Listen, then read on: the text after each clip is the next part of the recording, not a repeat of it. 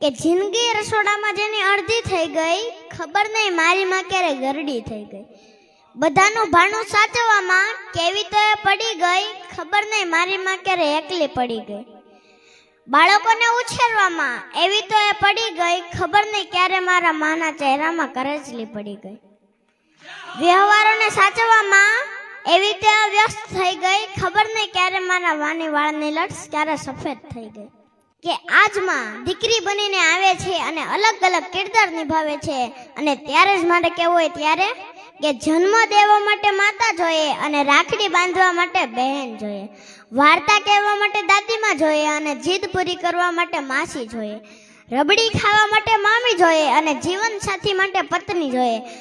આ બધા સંબંધો માટે દોસ્ત એક દીકરી જીવતી હોવી જોઈએ. માટે જેના ઘરે દીકરી હોય તે વટતી કે જો મારા આંગણે લક્ષ્મી રૂપી દીકરીનો અવતાર છે, મારા આંગણે લક્ષ્મી રૂપી દીકરીનો અવતાર છે.